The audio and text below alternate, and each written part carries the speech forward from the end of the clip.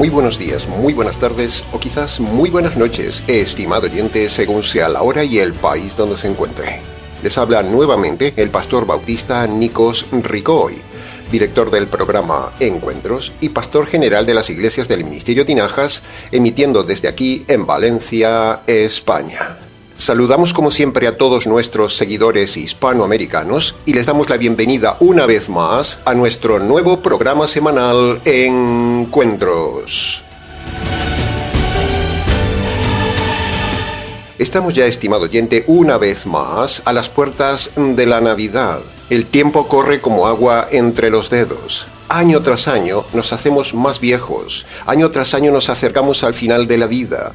Pero en ese camino hacia el final de la vida, Dios pone la Navidad cada año como una señal de alarma que hace que ese camino indefectiblemente hacia el abismo de la eternidad pueda ser cambiado gracias a que un día existió la Navidad. La Navidad humana lo lleva a usted a la condenación eterna. La Navidad religiosa lo lleva a usted a la condenación eterna. Pero la Navidad bíblica, la verdadera y sencilla Navidad bíblica, le lleva a usted a la felicidad eterna. La falsa Navidad humana llena de miseria, de ritos, de materialismo y de vacío es falsa. Sin embargo, la gran mayoría de la gente religiosa, por no decir toda, año tras año repite siempre la misma superficial, religiosa y vacía Navidad que hasta produce los momentos más tristes del año e incluso dispara los índices de suicidio. ¿Cómo puede ser esto la verdadera Navidad si la Navidad bíblica es vida y paz? Frente a la Navidad errada, religiosa y mundana, siempre hay unos pocos que insistimos año tras año en enseñar el verdadero sentido de la Navidad. Este año no será menos. Volvemos hoy con el mensaje a insistir desde otro ángulo el verdadero enfoque de la Navidad. No el enfoque religioso, no el enfoque mundano, no el enfoque tradicional, no el enfoque comercial, sino el enfoque jurídico de la Navidad. Sí, no se lleve las manos a la cabeza, estimado oyente, cuando decimos que el enfoque de la Navidad es jurídico. ¿Dónde? ¿Nace un inocente? ¿Vive toda la vida como inocente? Y un día muere como inocente bajo la justicia de Dios para hacer inocente al hombre culpable. Fíjese si será algo jurídico. No importa, estimado oyente, cuándo fue la Navidad, no. Lo importante es que existió una Navidad, eso es lo importante. No volveremos a repetir en este mensaje de hoy la mentira del arbolito pagano. No volveremos a repetir que la Navidad no fue en diciembre. No nos centraremos en la comida. No nos centraremos ni siquiera en hablar de la idolatría de la familia en estos días. No nos centraremos en este mensaje en juzgar la parte emocional de las canciones de la Navidad y en esas letras falsas. No. No nos centraremos en el tan repetido absurdo de los gastos impuestos de Navidad, sino que nos centraremos en el mensaje jurídico de la Navidad y en el inocente niño Jesús, el centro jurídico de la Navidad. Tomaremos para la meditación de este mensaje navideño el pasaje de Mateo capítulo 2, versículo 1 que dice: Cuando Jesús nació en Belén de Judea, en los días del rey Herodes, vinieron a Jerusalén unos hombres sabios de Oriente. Analizaremos este texto para usted de forma expositiva para su mejor comprensión. Entremos entonces en el análisis y comentario de la primera frase del versículo de hoy que dice: Jesús nació. Punto número 1. Esta mini frase maravillosa se refiere a la Navidad en estado puro. La Navidad significa nacimiento, el nacimiento de Jesús, el Dios hecho hombre. Ahora, ¿qué hubiera pasado si Jesús no hubiera nacido, estimado oyente? Todo el mundo debería dar gracias que Jesús nació. Sin embargo, aunque Jesús nació, la gente vive como si Jesús no hubiera nacido, porque si Jesús no hubiera nacido, ¡ay de nosotros, estimado oyente! Si Jesús no hubiera nacido, todos estaríamos como los diablos rebeldes, camino de la condenación eterna sin esperanza. Si Jesús no hubiera nacido, todos estaríamos perdidos camino de la tortura en cárcel oscura y eterna. Si Jesús no hubiera nacido, este planeta ya hubiera sido destruido. Si Jesús no hubiera nacido, no habría salvación eterna para usted y para mí. Si Jesús no hubiera nacido, todo esto sería terrible. Sería un preinfierno del infierno eterno. Si Jesús no hubiera nacido, no tendríamos evangelio de salvación. Si Jesús no hubiera nacido, no habría perdón de los pecados ni posibilidad de felicidad eterna. Si Jesús no hubiera nacido, si Jesús no hubiera nacido, si Jesús no hubiera nacido. ¿Se ha puesto a pensar lo que significa esta frase para usted, estimado oyente? Pero. Afortunadamente, Él ha venido y ha nacido. Él hizo su parte jurídica. Nos dejó el mensaje jurídico, nos dejó su obra perfecta, terminada, consumada y jurídica. Y nosotros ahora debemos hacer nuestra parte jurídica. La obediencia jurídica de Marcos capítulo 1, versículo 15. Punto número 2. Cuando la frase dice Jesús nació, no dice Cristo nació, dice Jesús nació. Son dos temas diferentes. Cristo es la parte divina eterna, es el ser que no tiene nacimiento. Cristo es eterno, es una de las personas de la familia divina. Pero cuando dice que Jesús nació, se refiere a que el Hijo, que era invisible, se metió en el cuerpo visible llamado Jesús para ser el Mesías Salvador y así ser divino y hombre a la vez. Divino para perdonar los delitos de los hombres, tal como hizo muchas veces en su vida. Y hombre para recibir la justicia por los pecados de los hombres. Esa es la famosa unión hipostática. Dos naturalezas en un mismo ser. Hombre Jesús, Cristo Dios. Jesús es el cuerpo de Cristo. Cristo es la parte divina que mueve y rige el cuerpo humano llamado Jesús. Así como en el Antiguo Testamento Cristo estaba metido en un arca de oro que tenía que ser trasladada por hombres, ahora en el Nuevo Testamento la segunda persona de la familia divina jurídica, el Hijo, Cristo, se mete en un arca, se mete en un cuerpo perfecto que se mueve independientemente, llamado Jesús, y lo hace para dos cosas. Primero, se hace hombre para vivir una vida jurídica perfecta de hombre, cumpliendo toda la ley jurídica de Dios. Y segundo, se hace hombre para recibir y absorber toda la justicia de Dios que merece el hombre culpable. Por estas dos razones jurídicas nació Jesús, y por eso decimos que la Navidad es algo jurídico. No estamos haciendo eisegesis teológica con este tema, no. Pero si razona lo que decimos, verá que la Navidad es netamente jurídica. El nacimiento del niño inocente es la primera parte del aspecto jurídico de la vida y la obra del Señor Jesús. La segunda parte jurídica es su vida cumpliendo toda la ley jurídica. Y la tercera parte jurídica es recibir la justicia de Dios por el hombre en el Calvario. ¿Puede ver, estimado oyente, lo jurídico del tema? Punto número 3. El nacimiento de Jesús fue diseñado en el plan eterno por el libre albedrío de Dios. Sí, ha oído bien. Dios decidió libremente salvarnos. Pudo no haberlo decidido, como no lo hizo con los ángeles malos. Ahí se ve que Dios tiene libre albedrío, porque decide condenar a los ángeles rebeldes y decide salvar a los hombres rebeldes por medio del Evangelio. ¿Se da cuenta qué maravilla? Eso es el libre albedrío de Dios en estado puro. Por eso, nuestro constante argumento teológico en contra de los calvinistas es que, preste atención, primera premisa, Dios tiene libre albedrío. Segunda premisa, el hombre ha sido hecho a la imagen y semejanza de Dios. Conclusión lógica, el hombre tiene de forma innata libre albedrío como Dios. Este razonamiento lo entiende hasta un niño. El libre albedrío no desaparece con la caída del hombre, así como el ingenio del hombre, el razonamiento y los sentimientos del hombre no desaparecen con la caída del hombre. De la misma manera sucede con esta importantísima doctrina teológica del libre albedrío. Tampoco desapareció con la caída del hombre. El calvinismo es basura teológica en estado puro. Jaque a los calvinistas.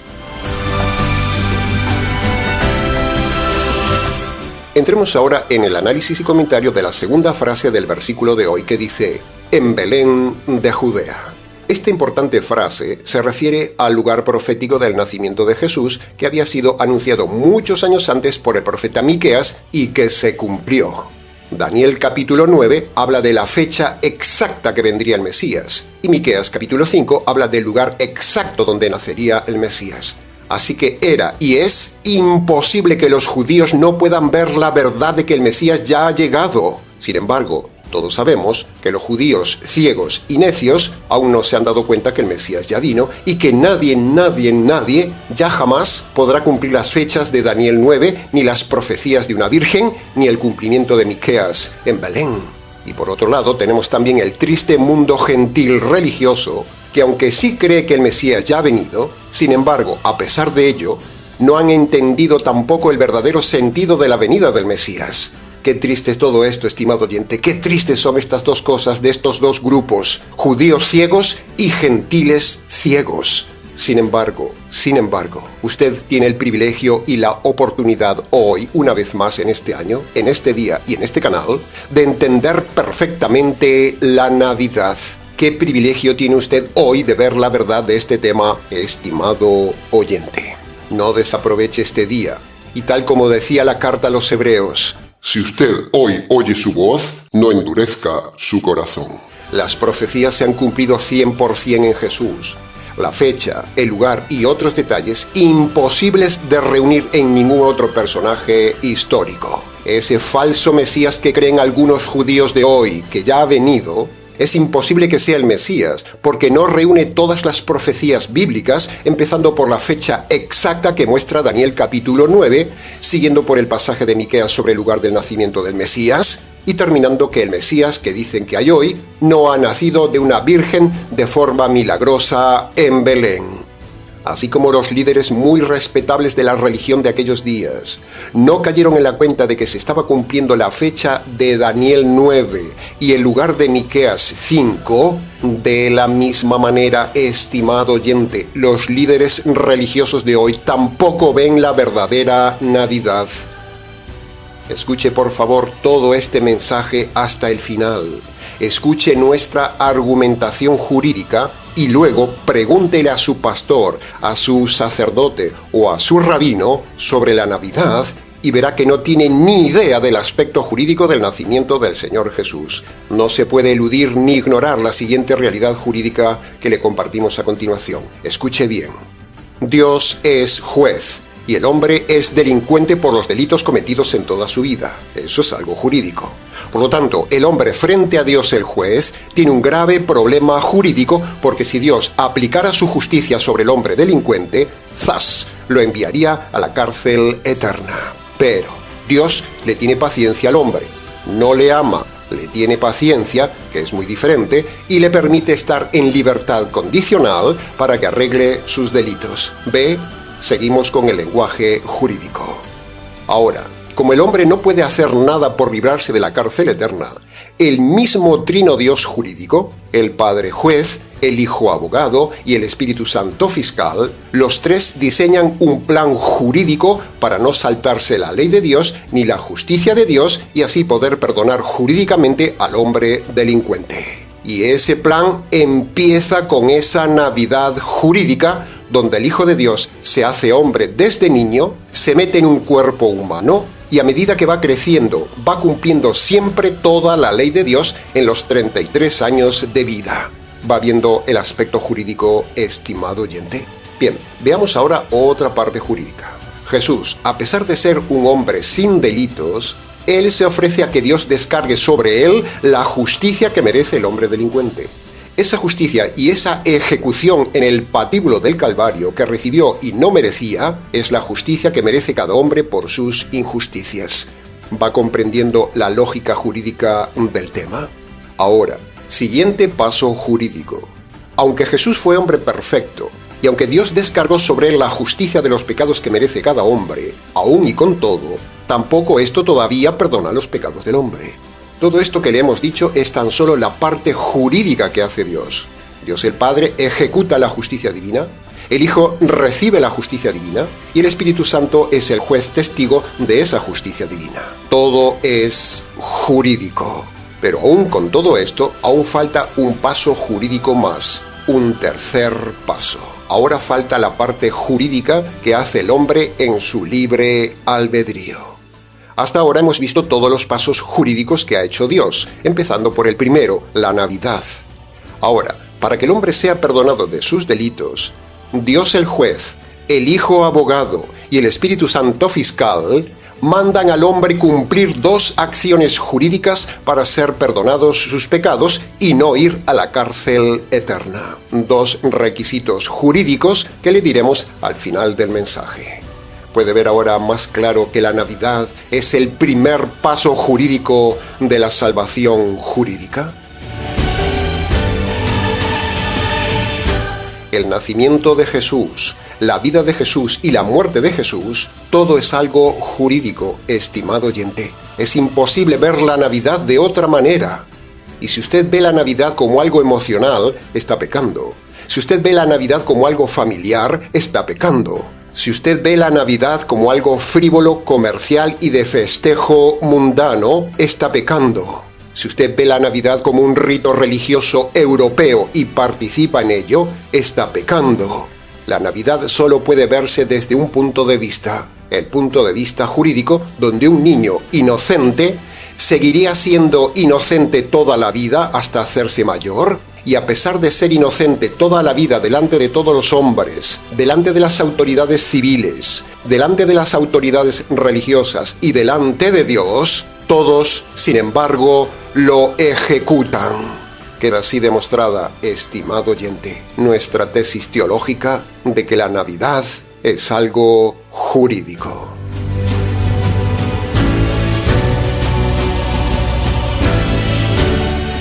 Entremos ahora en el análisis y comentario de la tercera frase de hoy, que dice: en los días del rey Herodes. Punto número 1. Esta frase se refiere a un personaje histórico que confirman los historiadores y eso le da veracidad a la Biblia.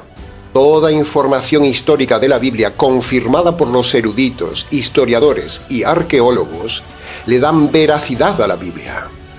Le cuento algo. Un día, hace muchos años, antes de que existiera Internet, en mi indagación de confirmar que la Biblia era verdad, fui muchas veces a las bibliotecas buscando información histórica, independiente y secular, para saber si lo que decía la Biblia era verdad.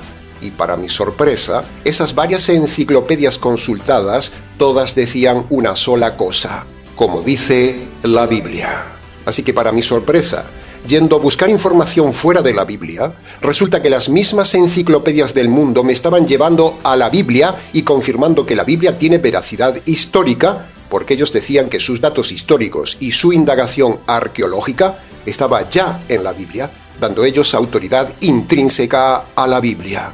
Por lo tanto, si la información histórica y arqueológica confirma que lo que dice la Biblia es verdad, entonces la información espiritual que dice la Biblia, que está pegada al lado de la información histórica de la Biblia, esa información espiritual es también verdad. Y en eso estamos hoy. La información histórica de este personaje, Herodes, confirma el otro personaje, Jesús, y confirma también la información espiritual que le estamos dando. ¿Comprende este punto, estimado oyente? Para preguntas del tema, escríbenos. Punto número 2. Aquí se nos habla de un rey malo, muy malo, Herodes, un asesino de niños. Y hoy vivimos exactamente igual como en los días de Herodes. Estamos en los modernos días de los modernos Herodes que asesinan niños. Estamos en los días de personas que festejan la Navidad, pero han abortado, han matado niños, animado a abortar o defienden el asqueroso y asesino feminismo que defiende el pecaminoso derecho al aborto. Los abortistas y feministas son asesinos como Herodes, despiadados, que solo les importa lo suyo. Herodes quiso eliminar la primera Navidad. Herodes quiso matar un niño. ¿Es usted como Herodes, que se alía con el mundo para eliminar la verdadera Navidad y defender el aborto? Por cierto, ¿usted ha abortado o ha querido abortar o ha pensado en abortar? Cuando usted pone el arbolito, cuando usted pone adornos paganos, cuando usted cree en Papá Noel y todas esas pamplinas del negocio navideño, usted está matando la verdadera Navidad. Si usted se postra ante todo este montaje moderno, religioso, progresista, político y feminista, usted está adorando lo errado y está matando la verdadera Navidad. Ahora el centro de la Navidad es Papá Noel. Es el negocio, son las luces, las fiestas, los regalos, la familia, el dichoso arbolito que da vergüenza verlo en las iglesias de hoy. Todo eso es vanidad, no es Navidad.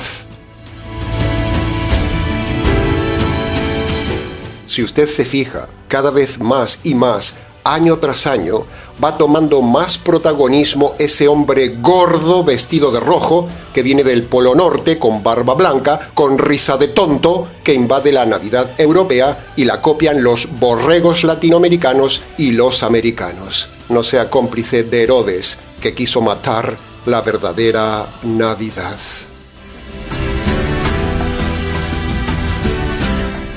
Entremos ahora en el análisis y comentario de la cuarta frase del día de hoy, que dice: del oriente a Jerusalén. Esta frase se refiere a la distancia recorrida por esos hombres de ciencia para ir a ver al niño Jesús. Una peregrinación de fe verdadera. Una peregrinación que nos recuerda también a la peregrinación que hizo el etíope de Hechos capítulo 8, buscando la verdad. Y en este pasaje vemos que el que busca la verdad la encuentra. Aquí vemos también una vez más el libre albedrío de los hombres de Oriente antes de su salvación.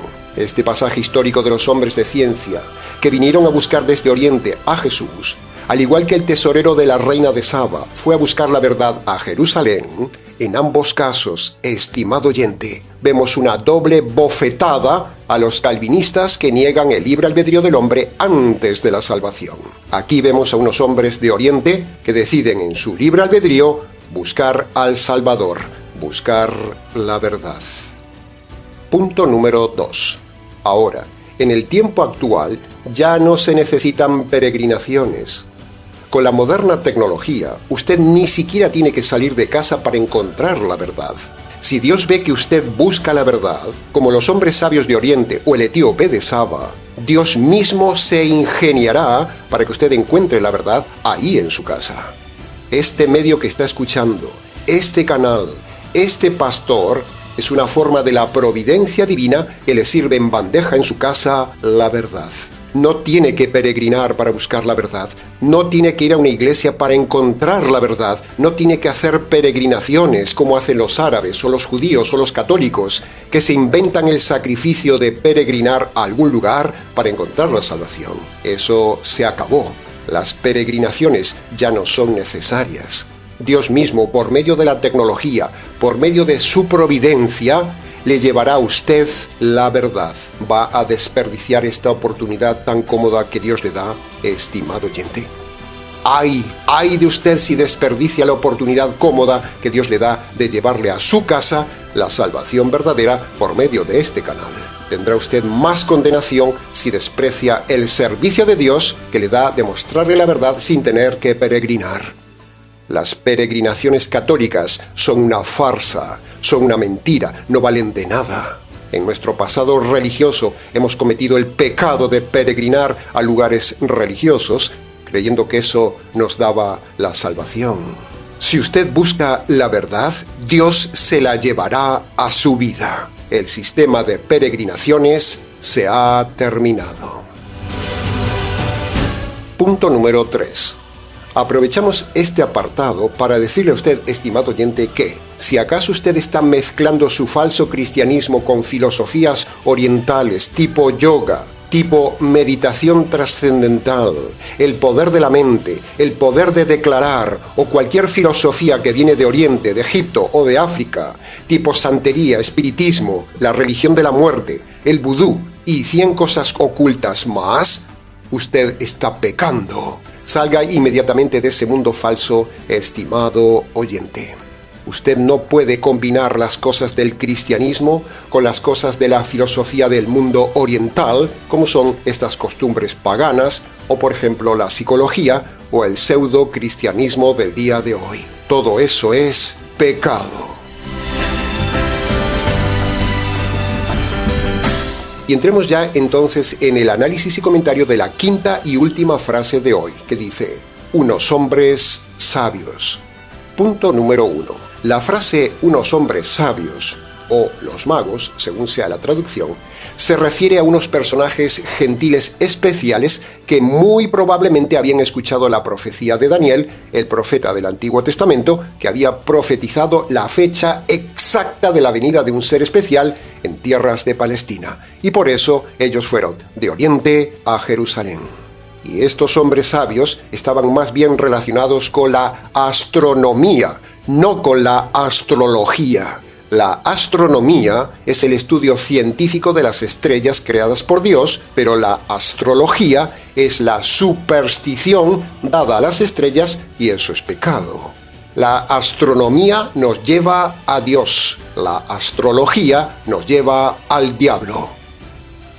Si usted cree en el horóscopo, en los temas astrales, en el poder del universo, en el poder y energía de los astros, en la famosa frase «que la fuerza te acompañe», o usted cree en la santería, en los huesos, en los muertos, en los hechiceros, en los echadores de cartas, en la magia, en la Pachamama y un montón de cosas más, todo eso es hechicería, todo eso es pecado.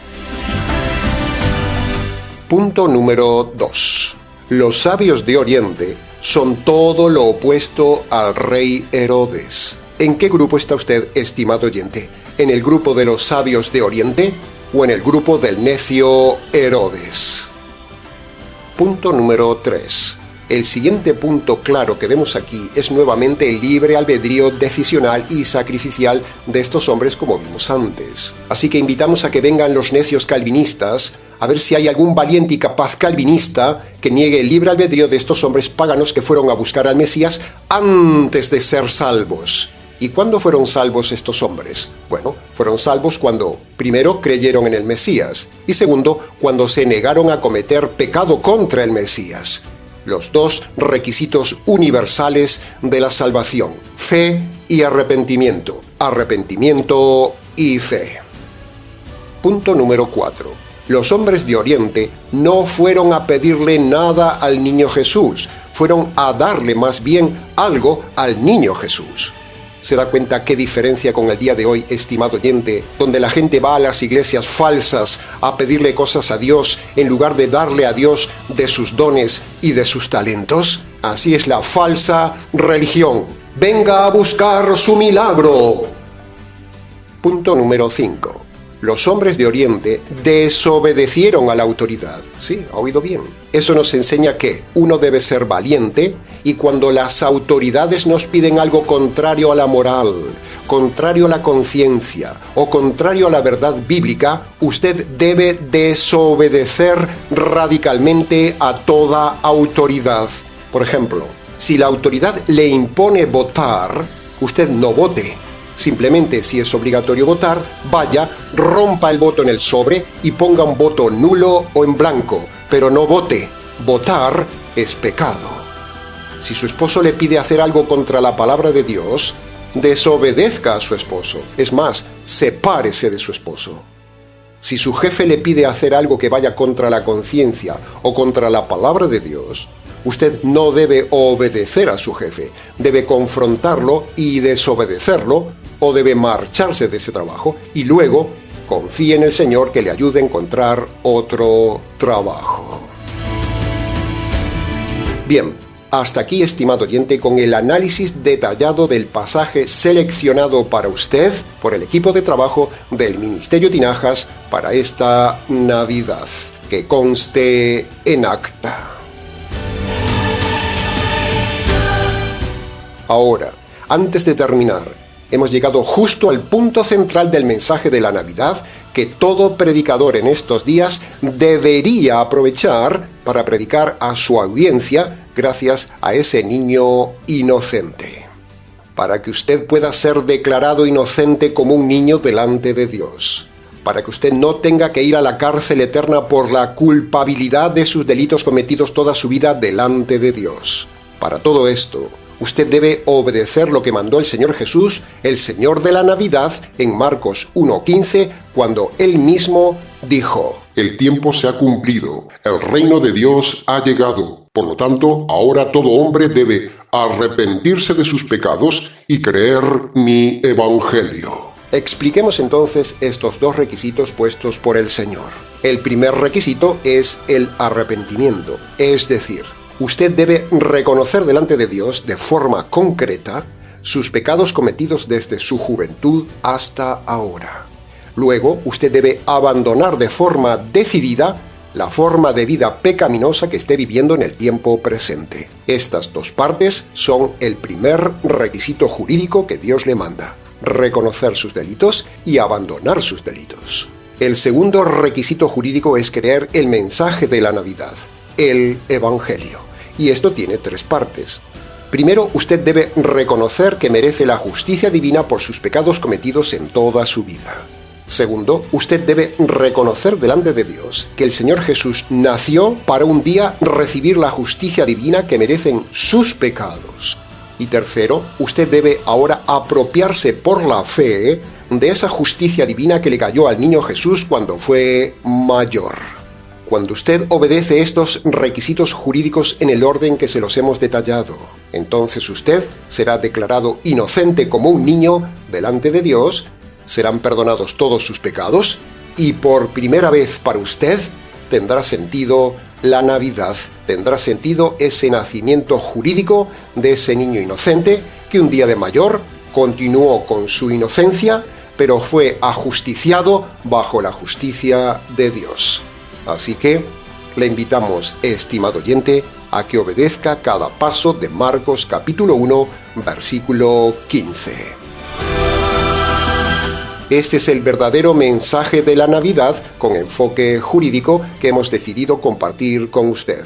Deseamos de todo corazón que esta sea su primera y verdadera Navidad jurídica.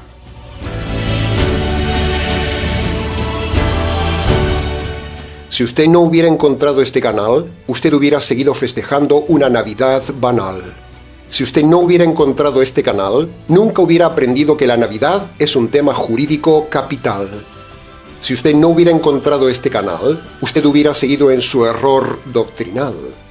Si usted no hubiera encontrado este canal, usted hubiera seguido metido en una iglesia con una Navidad sentimental.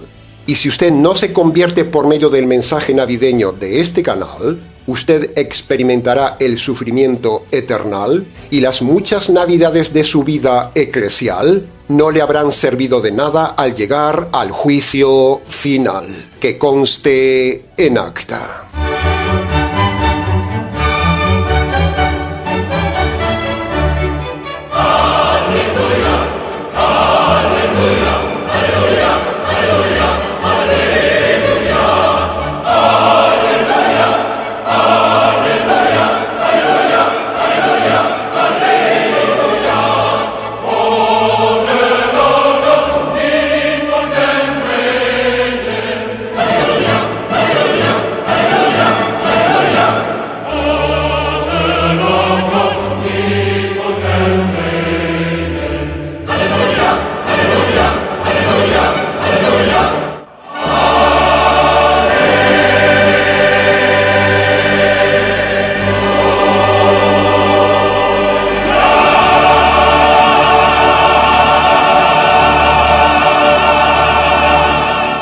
Y hasta aquí, estimado oyente, con el mensaje del día de hoy. Mucho más se pudo haber dicho del tema de la Navidad, pero con lo dicho ha sido suficiente para su enseñanza, reflexión y salvación. Para preguntas del tema, escríbanos. ministeriotinajas@gmx.es.